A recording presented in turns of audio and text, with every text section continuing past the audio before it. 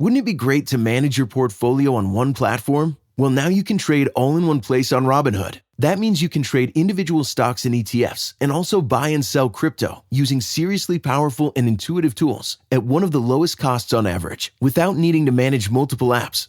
Robinhood makes withdrawing and depositing crypto seamless. Send crypto to your Robinhood account or send crypto from your Robinhood account to other wallets without deposit or withdrawal fees from Robinhood. Trade all in one place. Get started now on Robinhood. Trading crypto involves significant risk. Crypto trading is offered through an account with Robinhood Crypto LLC. Robinhood Crypto is licensed to engage in virtual currency business activity by the New York State Department of Financial Services. Crypto held through Robinhood Crypto is not FDIC insured or SIPC protected. Network fees may apply to crypto transfers. Crypto transfers may not be available to all customers. Investing involves risk, including loss of principal. Securities trading is offered through an account with Robinhood Financial LLC, member SIPC, a registered broker-dealer. You're about to make a trade. Which you do you listen to? Is it get optioning those options? Or let's do a little research. Learn more at finra.org/trade-smart. Una silla de masajes puede parecer extravagante. 8 configuraciones diferentes, intensidad ajustable, además es calefaccionado. Y se siente tan bien. Sí, una silla de masajes puede parecer extravagante. Y 2, bueno, aún más. Pero cuando esas sillas de masajes vienen con un auto, se vuelven bastante prácticas. El nuevo Volkswagen Tiguan 2025 con funciones premium como los asientos delanteros con masaje disponibles. Solo parece extravagante. Lowe's knows you've got a job to do, and we help get it done. With the MyLowe's Pro Rewards program, eligible members save more with volume discounts on qualifying orders through a quote of $2,000 or more. Join for free today. Lowe's, we help, you save. Offer can't be combined with any other discount, contract, and/or special pricing. Exclusions, more terms, and restrictions apply. Details at lowes.com/terms. Subject to change. Brace the rudders!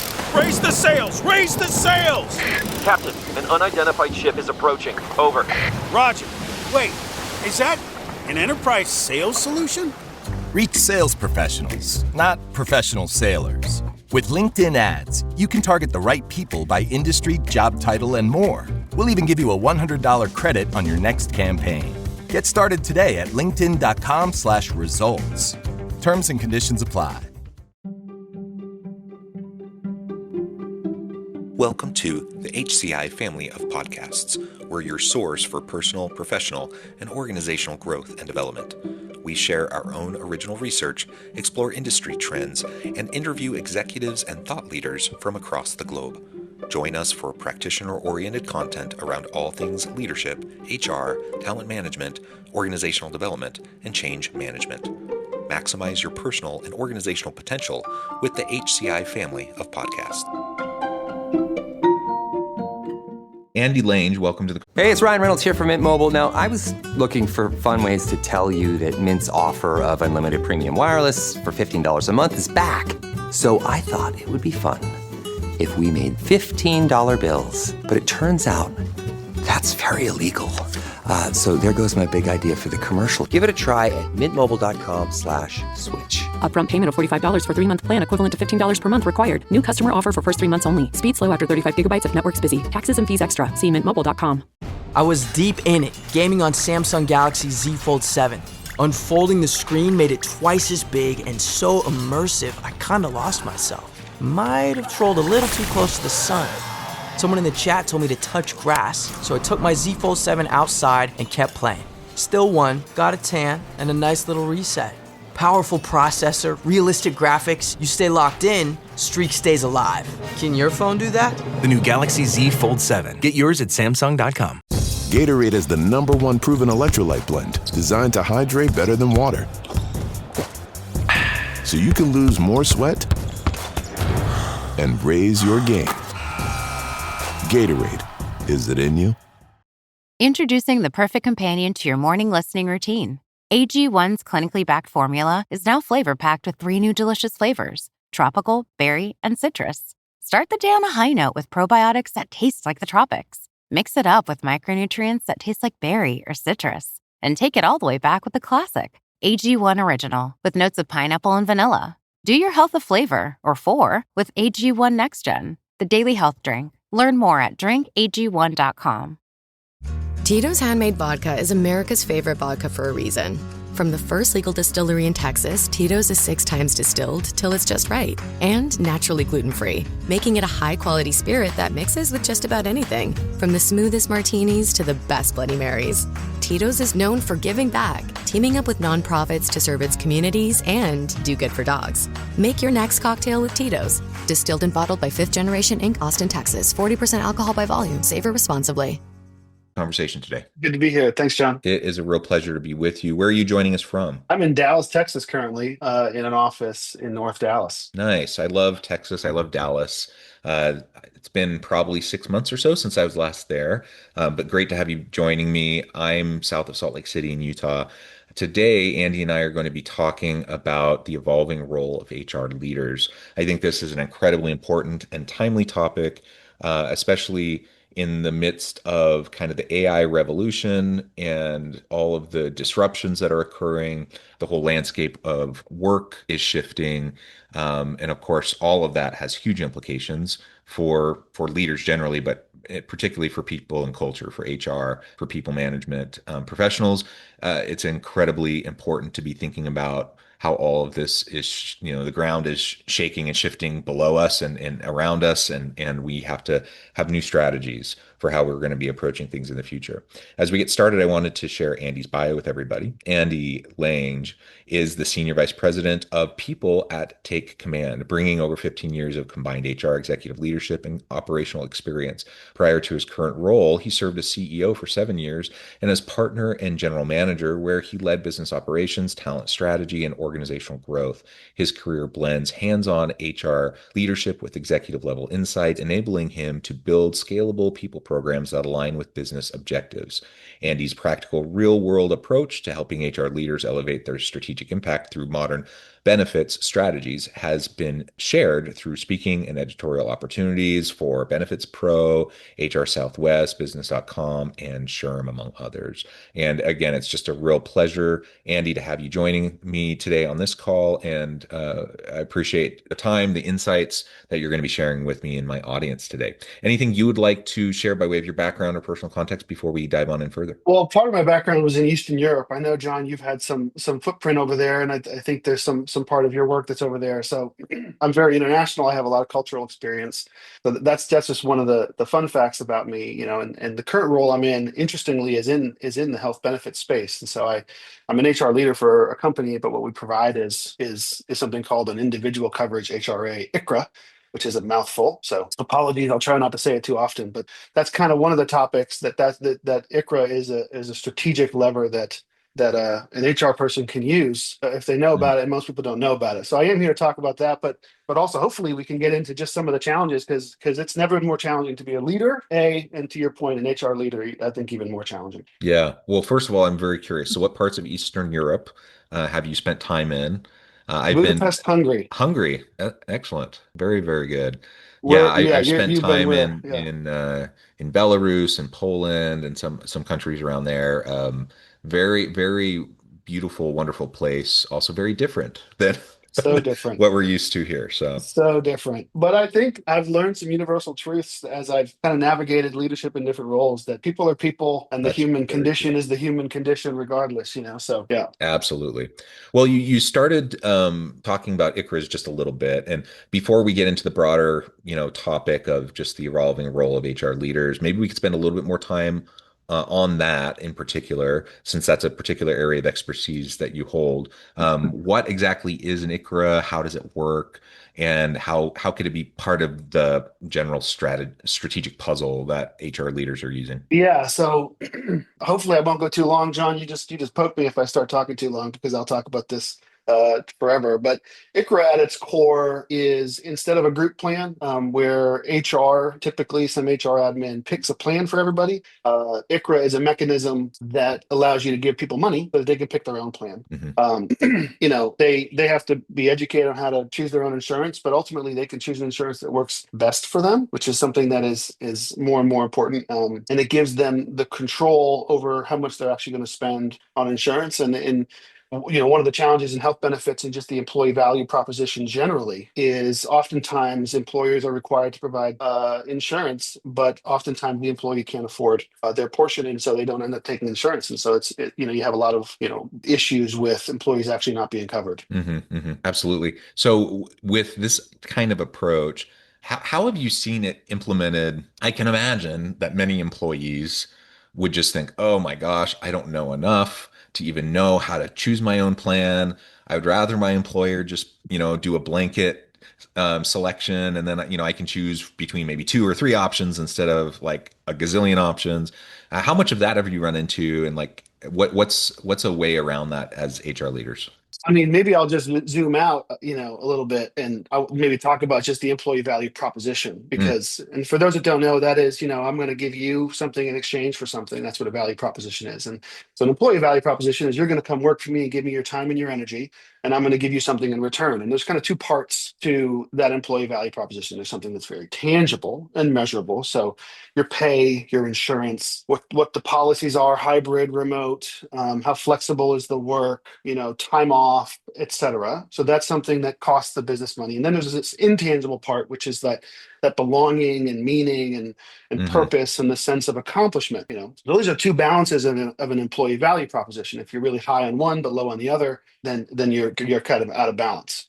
That's been the case. So I'm just kind of setting the stage. And now layer onto it, and now you've got 4 generations of people working now at the same time, probably the first time in their history. So, and they all have a different need from that value proposition perspective. So if you think of that scale, if you have boomers, they are heavy on healthcare. Their retirement's going to matter a lot. They're going to need the stability. It kind of moves through Gen X to flexibility, but family support is really important, and career security stays. But millennials and Gen Zs, it drops off drastically, and these people need meaning and purpose. And I talked to an executive the other day. He says, I wake up every day hoping that I'm fulfilling my purpose. He has kids. He has a job, and he's trying to go make money, but that's not what he talks about in the morning.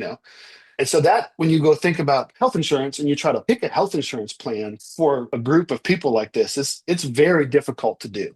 And it's becoming increasingly more difficult. So, at what Take Command, so we eat our own dog food, so we provide the ICHRA, but we also participate in it. So what I have seen personally is that regardless of kind of what is important to you, you can sit down with somebody from our team and they can walk you through what your needs are and find a plan that works. And you can check the health insurance box, which is important on the employee value proposition. What's really cool, and we can get into this, is that ICHRA in most cases for a company is cheaper than regular health insurance. So then what do you do with the savings? And a lot of times HR just gives it up and says, we're a cost center, now we're less of a cost center. This is great. My challenge to your listeners is work on that employee value proposition and figure out where you are to kind of balance out and become the best employment opportunity for your employees as possible. I love that. And I think that leads us really well into kind of the broader scope of the conversation. So first of all, I imagine that a lot of people in the audience today don't know much or haven't had direct experience with ICHRAs in the past. And so this hopefully will give you something to look into and to think more about, either for yourself or for your people, whatever. But also the complete employee value proposition kind of framework that you're describing, which is really, really important. And we know that the cost of benefits and healthcare in particular, that it's just almost unsustainable how much it increases year over year, right? And employers are spending a third of total cost, total labor cost on just providing benefits for their employees for worse and worse coverage every year. And this is this is a systemic problem in the US system. It's certainly a challenge and problem for organizations.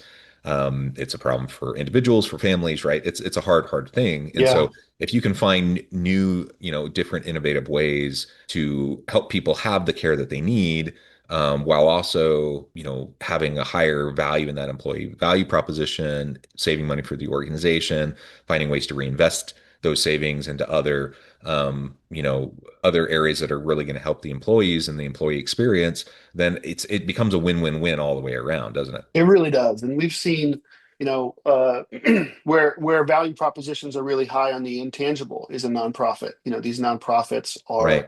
are changing the world, and the people are so dedicated. So they wake up every morning feeling like they're changing the world. It's hard to do that if you work for an oil company. It's a little bit easier when you work for a nonprofit. And so, no knock on oil companies. If you're out there, love the oil industry, you're great. You're gonna get in trouble.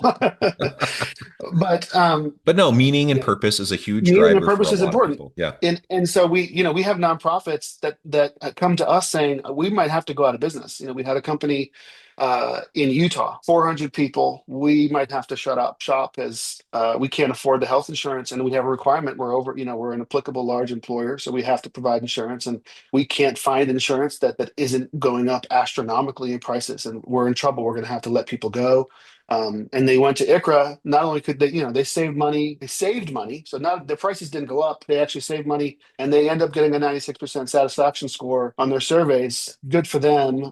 Not everybody gets that result. So that's like a big picture. A little picture, that's like zooming out, zooming in. And I kind of hinted at this story earlier when we had an employer, an admin that we were speaking to, and they provided insurance for their employees for years. And little did they know that there was somebody that never accepted the insurance because they couldn't afford the employee contribution part. And so they rolled out an ICRA. It's not much different. You still got to have insurance, but you get to pick the insurance. And they were able to cover the entire amount of the contribution. And so this employee in tears in front of the HR admin is like, I have insurance for the first time in years. And that's like an individual person. So you have the big picture, you keep companies alive, but you can also make a difference on individual people. What's hard is the change management. I'm going to go change, do something very different. And it's sometimes hard to believe that it's true. And you try to knock the marketplace, which is like Obamacare, and you think Obamacare is bad insurance. It's actually not true anymore. That risk pool has gotten much, much bigger. So you think there's a group of millions of people now instead of your 400 person group, there's millions. And the insurance is actually becoming very competitive and actually really good in some states. So if I was to counsel somebody listening, you don't have to know much about ICRA. Know that it's an option. Start asking whoever it is that's your benefits consultant, ask them to go look into ICRA, because it could be this magic pill that you had no idea you had to really work on your employee value proposition. And I wrote this ebook recently, and we'll plug it at the end. Hopefully you can put a link in the bio maybe. But this ebook is trying to spark some of the ideas of what you can do with the savings, and not just save the company money, but actually really boost your value proposition and continue to change the world. I mean, that's the way I look at it. We want to keep changing the world. Yeah, absolutely. Well, wonderful. I appreciate more of that background and considering this as a piece of the overall puzzle. Like there's all these different things we can use, different levers we can use in creating strategic value for our organizations, for our people, that employee value proposition that you mentioned. Let's now zoom out a little bit and talk a little bit more generally about how this as one piece among other pieces, how does that influence the evolving role of HR leaders and how they're balancing business value with employee benefits as we move into this increasingly complex, constant change environment in the workplace? I mean, it's such a loaded question, John. I mean, what I think is really, in having been across the world and seen it, the challenges that businesses face, are innumerable, and it's hard to, solve the challenges for each company, which is why the role of HR is becoming increasingly more important. Because benefits admin, making sure people get paid and have a place to work, is table stakes, but that's of course has to happen. But how can you do that and be a strategic partner to help solve some of the business problems? And a lot of HR folks feel like they're not heard, but they see everything. They're more in touch with the real resources of the business than probably anybody else, being the human resources. These are the people that are driving the work. And IBM did a study in 2016 where they 23,000 people, and they studied this thing that they call the Employee Experience Index.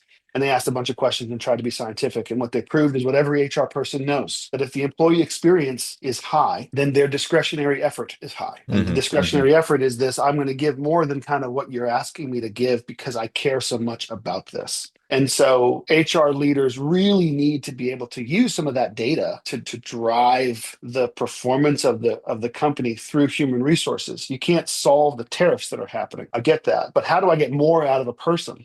And the more you have to focus and spend time on the table stakes, the paying the people and the benefits, which is what I think AI and technology will help solve. I think ICRA is a piece of this puzzle. It can help solve it also.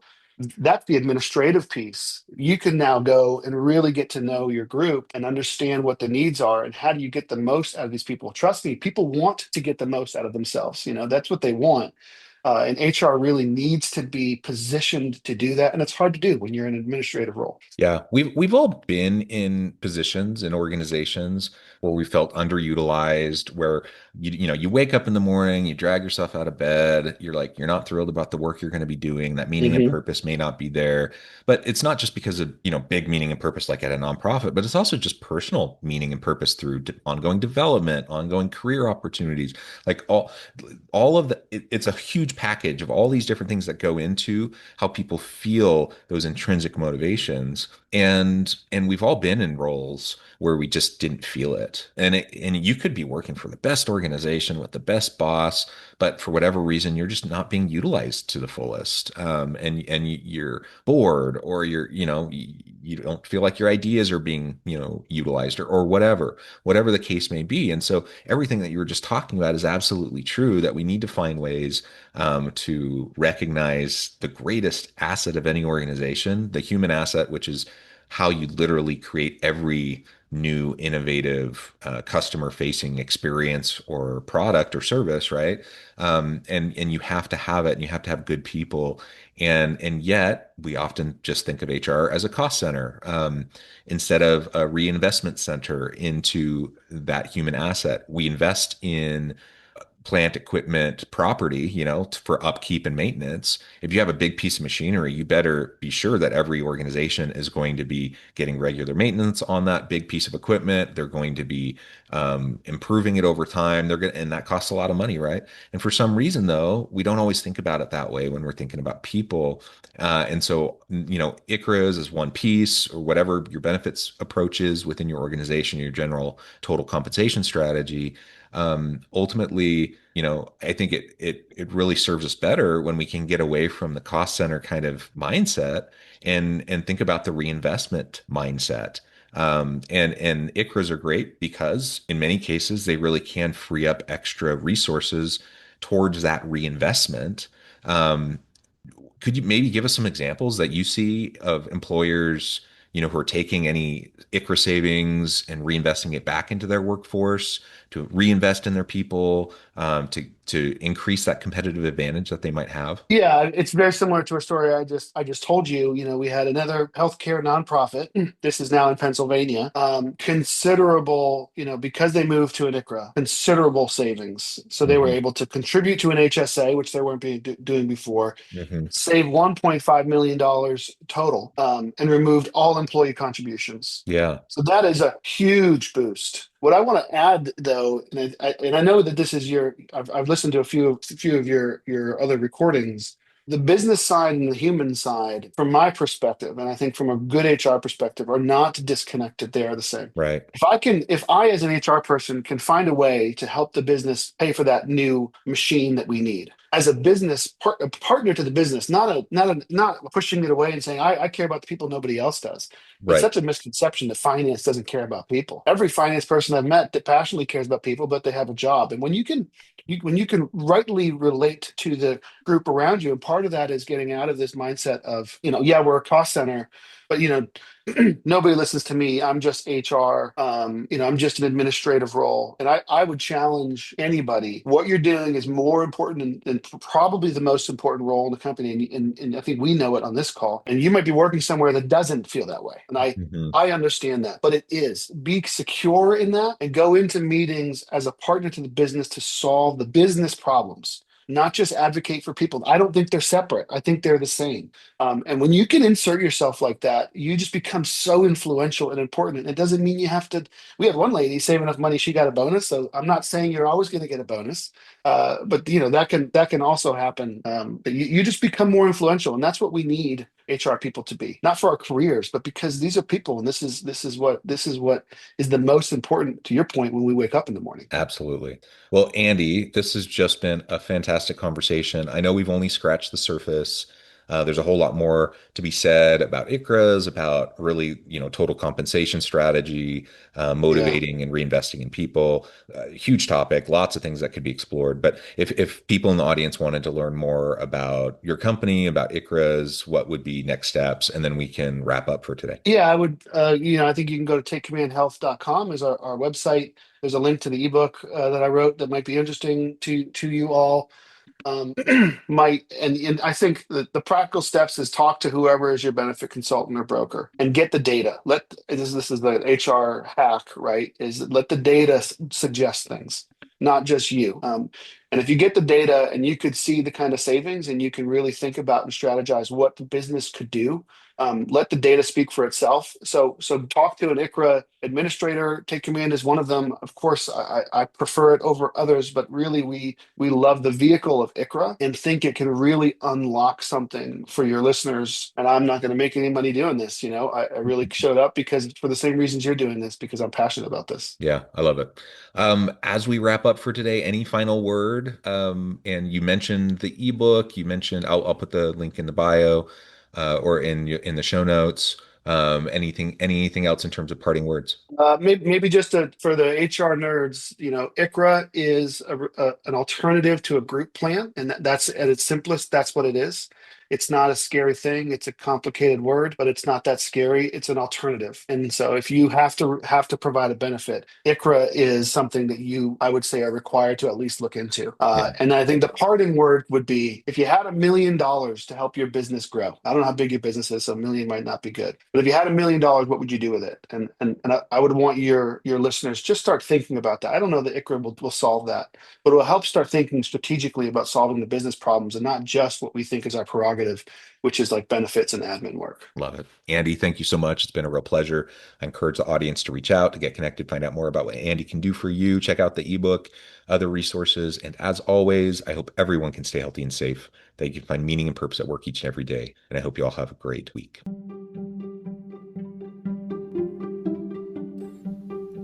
Thanks for joining us for this episode of the podcast. We hope you stay healthy and safe, and please join us again soon.